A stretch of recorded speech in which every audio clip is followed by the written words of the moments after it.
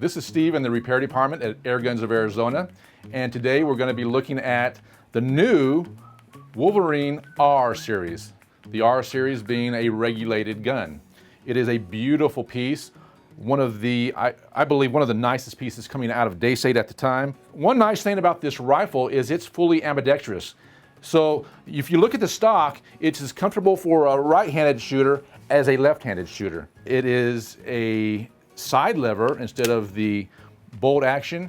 So today we're going to be looking at the conversion of the bolt handle going from right-handed to left-handed. I've had a couple customers call after receiving the rifle, and it states in the manual that it needs to be performed by an authorized repair tech. Now, you can go ahead and do this if you would like after I show you the procedure.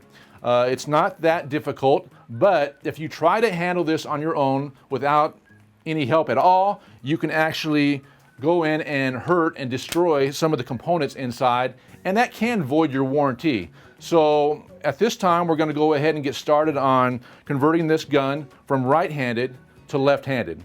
And if you're not comfortable doing the conversion yourself, feel free to send it in. We'll be more than happy to convert it for you. Okay, before you get started, you're going to need these tools to perform the conversion. You're going to need, of course, the Allen wrench to take the stock off, and that is a 5mm, 2.5mm, and you're going to need a 2mm wrench. You're also going to need it doesn't have to be a small drill bit. In this case, I'm going to use a small drill bit, and you'll see what I'm using that for in just a few minutes. And then a pair of small pliers would help. It could be a neat pair of needle nose as well. So the first thing we're going to do is we're going to go ahead and we're going to take the stock off. You're going to go ahead and take your 5mm wrench and go ahead and just take the stock screw out. Wiggle the action back and forth in the stock until it comes out. So we'll go ahead and we'll lock the rifle in the vise. I'll make sure that I have rubber pads, of course. That way I'm not doing any damage to the air cylinder itself. Doesn't need to be extremely tight, just tight enough to know that you're not going to lose your action on the ground. The first thing we're going to do is we're going to take the 2mm wrench, and we'll take off the trigger housing. And let's go ahead and remove these screws here. There you go. After removing the 4 set screws, the whole trigger block system, it comes right off the block itself. So now we'll lay this aside. Here's the safety cap here. There's 2 set screws on both sides. We're going to go ahead and remove the 2 set screws here as well. So with the same wrench, the 2mm, we're going to go ahead and remove these set screws. You can push in. This has got a little bit of tension because of the spring, and so you can actually push that in, and then the set screws actually come out much easier. Now at this point you think, okay, I'm going to go ahead and take this, I'm going to pull up and I'm going to remove this cap. There's actually a spring that we need to remove before you can do that. And the spring itself, this is of course the bolt. This is the screw itself that holds the bolt in place. This actually needs to come out, and then inside there is a small spring that you'll need to remove. If you don't remove that spring, whenever you try to take the safety cap out, you'll actually get it stuck in the action. So what we'll do is we'll go ahead and I'm going to take now this is a 2.5. I'm going to go ahead and take this wrench. I'm going to take this out. Okay. Lay that aside.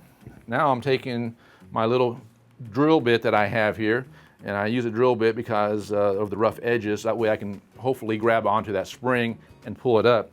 What we might have to do is we might have to end up turning this upside down and seeing if the spring itself will fall out.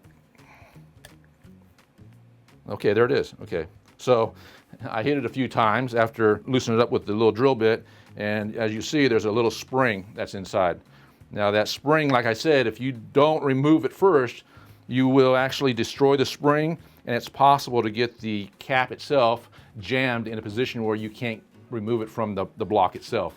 After removing the spring, we're going to go ahead and lift up. There's a steel dowel that's protruding out. As you can see, it's sticking out about 1/2 inch. And this is actually spring loaded. And so I'm taking my small pair of pliers, I'm going to lift up on it.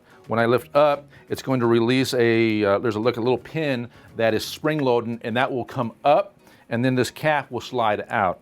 And so what I'll do is I'll go ahead and lift up. The cap will then slide out. There you go. It's that easy. Now you're into the block itself. There's the hammer spring. And remember which way this goes in. I mean, a lot of folks, they'll start taking apart their rifle whenever they see these clips, and even though I'm doing the work here and you could actually watch what I'm doing and how I put it back together, you don't pay attention, you'll start putting things in backwards. There's a plastic piece that goes on the spring itself, and that actually will, whenever you're installing, will go back in first. So just keep that in mind. We're now at the point where we have to remove the slingshot hammer. It is, as you see, this piece here that's moving back and forth. We'll need to remove it. Now there's a plastic cover that we'll need to go ahead and take off. Once you take this cover off, you probably, unless you want to glue it back on yourself, you don't really need to put it back in position. It looks good, but it really does nothing more than, it might keep some dust out of that component. And that's something that you might think about, okay, I'd like to put that back on. So if it's something you want to do, just try to keep this as clean as possible whenever you remove it. And removing it is as easy as sticking, it doesn't matter, just something dull enough where it's not going to do any damage to the plastic piece. So whenever you stick this in, you can pop that right off, and that's pretty easy to do. Now once we have that off, you can see that there is a screw that's holding the actual slingshot hammer in place. This is a 2.5 millimeter, this wrench here. We'll go ahead and we'll take this off. I'm gonna go ahead and I'm gonna put this back in the vise. It's easier for me to hold. That way I don't drop the action. Okay, this unscrews. It's very easy. It shouldn't be on there with any kind of Loctite. So that just comes right out. And then at this point, you can take your tool and you can slide out the hammer system itself.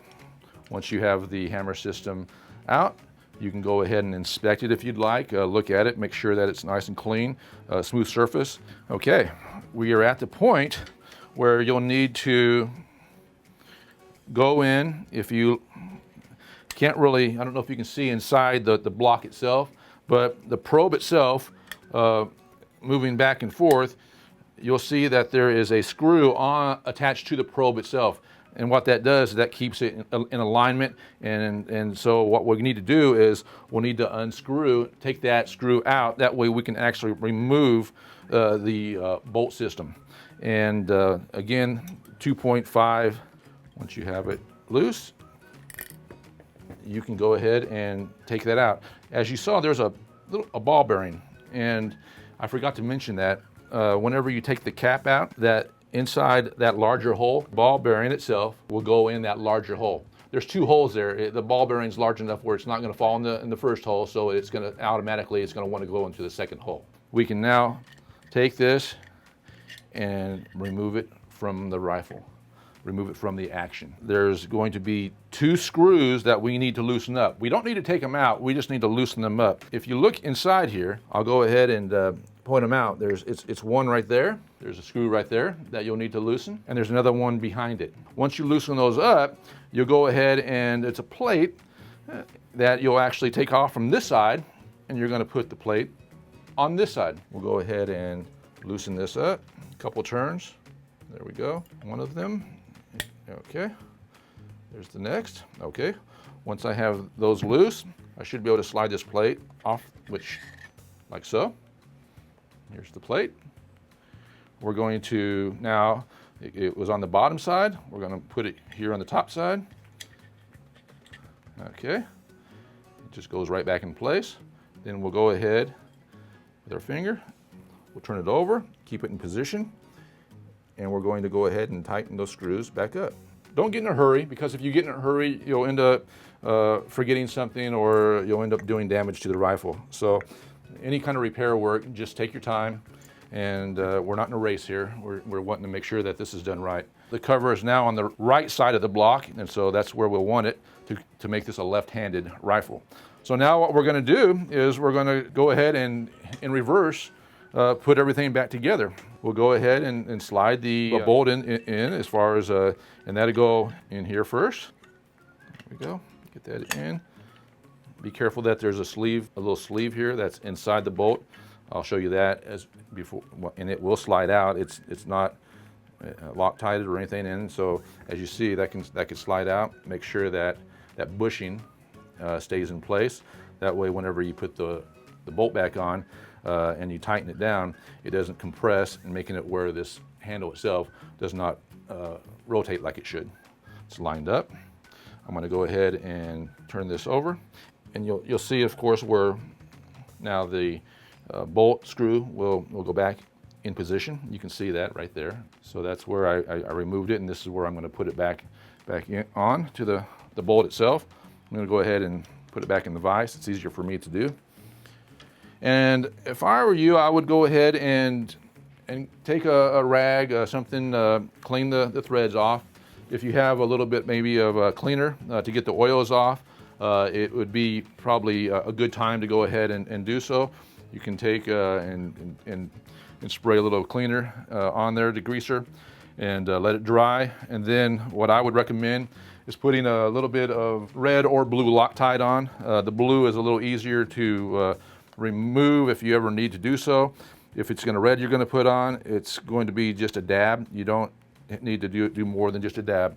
All we're trying to do is make it where this screw will not loosen up over time. I'm going to hold the gun actually like so, and I'm going to put this in until I know I have it in the spot I want.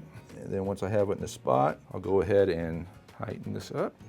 Okay, once I can feel that it's bottomed out, I can go ahead and I'll snug it down. I like to hold it for a few seconds just to keep a little bit of pressure on it, and then I'll go ahead and release it.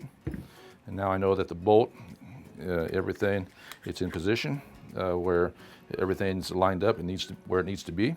At this point, I'd go ahead and that steel ball bearing, larger one, we'll go ahead and we'll put that back into the position. That way we don't forget it. Then we'll go ahead and we'll put the hammer back in. Remember to put it in the correct way. So you might think, okay, I'm going to put it in this. No, it goes in this way, because remember, this is what hits the valve itself right here. So there's a screw hole right here that that needs to line up with the window that we opened up. And so we'll slide that into position like so. Put the screw back in. I'll go ahead and do it here where it's a little easier for me on this table.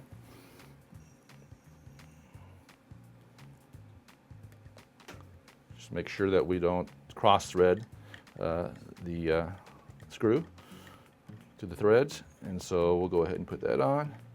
Get that where it's not, don't overdo this, just snug. And then once we have that into place, make sure that it's moving correctly, which it is. And now we'll go ahead and, again, I'll put it back in the vise, and we'll put the spring on, like so. Now, remember, the plastic bushing, I went ahead and I put that in first, and so it goes against the hammer. Once I have that in position, I'll go ahead and I'll put the cap back on. So there's a lip that you can see that the spring is going to basically go around, and that way the spring will not move whenever the cap is in position. So make sure that that is in correctly. You can go ahead and lift up that. There we go. You'll get it and it'll lock into place. This will go down.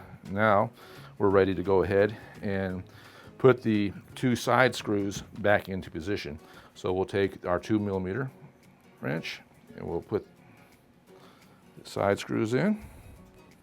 And these don't need to be overly, you need to be tight, but don't go where you strip them out. They're small, they're delicate. If you're not careful, you can strip out the screws. And so it's one thing you don't want to do. It makes your life miserable if you have to remove them again. So we'll go ahead and put that first one in. Now the second one should line up fairly, if it's true, which it is, that will go in very easy. Go ahead and snug that down. Now we're at the point where we need to put the spring back in. So we'll go ahead and we'll turn this upright, lock it into place, and we'll make sure our hole is lined up correctly. Just go ahead and line that up. Make sure that's in place. The spring, it goes in and it actually rides on a little ball bearing itself, and so little detent ball that does not usually come out, but again, it's something that you need to be aware of. I didn't mention it earlier because I've taken these apart and I haven't seen one fall out of the safety cap yet. So just remember that this spring is going in and there's a ball that this actually is going and pushing against, and that's what gives the safety. It's rigid. It catches. If you don't have that in there, you'll notice that you won't hear it snap into position. It won't lock. And so what we'll do is we'll drop the spring in place. It's now down deep. We'll put our screw that holds the bolt in place. Put that in. We'll take our 2.5 millimeter wrench and tighten this up. Give it a fairly good snug. And at this point, we should be good to go as far as the left-handed. Now, you'll have to actually remove the handle itself because it's facing upwards. And so what we'll do is we'll take that off. It's a 2.5. You take this off with a 2.5 millimeter wrench. All you do is you're just turning it where it's facing the down position, the handle itself. Screw that into position, tighten that up. There we go. We're good to go there.